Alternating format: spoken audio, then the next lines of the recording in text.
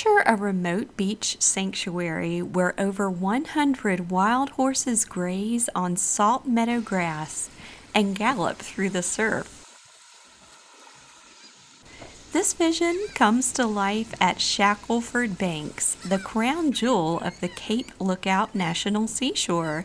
This remote barrier island offers an exceptional blend of nature and history, where shells of all shapes, sizes, and varieties are found on beaches that have welcomed island wayfarers for at least half a millennium. My daughter and I were recently blessed to experience this beautiful paradise amongst many other locations I'm going to share with you in part 2 of an affordable or cheap vacation getaway idea for your family today. Our journey begins in the quaint town of Beaufort, North Carolina upon the Island Express ferry service. All right, folks, welcome aboard the Shackleford Lady. We're headed over to Shackleford Banks today. I'm Captain Joe. We're deckhand today is Heather. How many people, it's your first trip to Shackleford?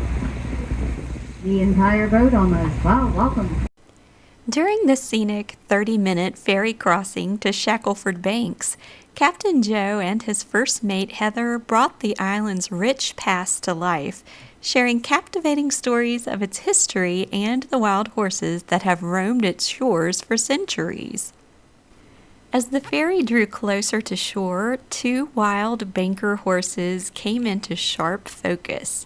Standing still against the dunes, untamed and unhurried, as if they had been waiting there since the beginning of time. Stepping off the ferry, I was struck breathless by the sheer expanse of the island. 11 miles of raw, untouched wilderness, stretching endlessly in both directions. The beach was scattered with undisturbed seashells, each one polished to perfection by the sea. Scattered across the shore, sun-bleached driftwood lay in abundance, each weathered piece a sculpture already shaped by the sea, waiting to be claimed and given a new life. Big boats smoking out there.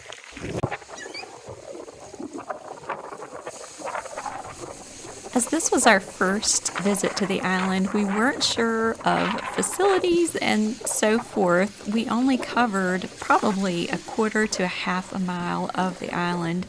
As it turns out, there is a primitive facility on the island. I never reached that destination myself. Like I said, we only stayed 2 hours, but it is there, and I'm sure that people on the island could point you in the right direction. My observations are, for the $24 two-way ticket for the ferry, it is well worth the money, quite affordable. The nature is astounding. The variety of sea life and seabirds, along with the wild horses, creates an unforgettable experience for every member of your family, from the youngest to the oldest. Seeing the raw beauty and the nature all around is an invigorating and refreshing experience. There is a beach available to swim, a designated swimming area. There is no lifeguard on duty, and I didn't see any park rangers or anything of the sort while we were on the island. Ferry times in the off season, which is when we are here, run every hour, so you do have to give them a departure and a return time and stick to that. In the future, I would probably stay for several hours, if not a full day. You can stay. I think the last ferry returns at 5 p.m. It may be later in the summer, and we saw families carrying coolers full of beverages and full picnics, canopies, anything you want to take with you to make a pleasant island experience, as long as you take it off when you leave the island. This is a no trash left behind area.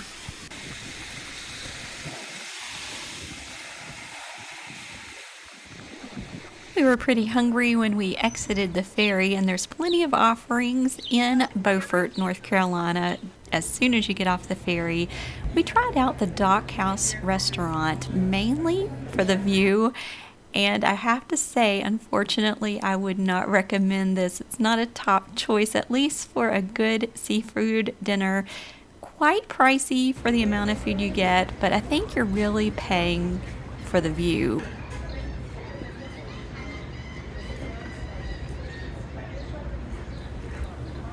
I sampled a bit of my daughter's mai. I'm not a huge fish fan, but this could have been a whole lot better. The homemade chips were delicious. The hush puppies were tough and nearly unedible. I opted for my favorite go-to shrimp, which were a little on the smallish side, but they were plump, juicy, and flavorful. They're house-made chips.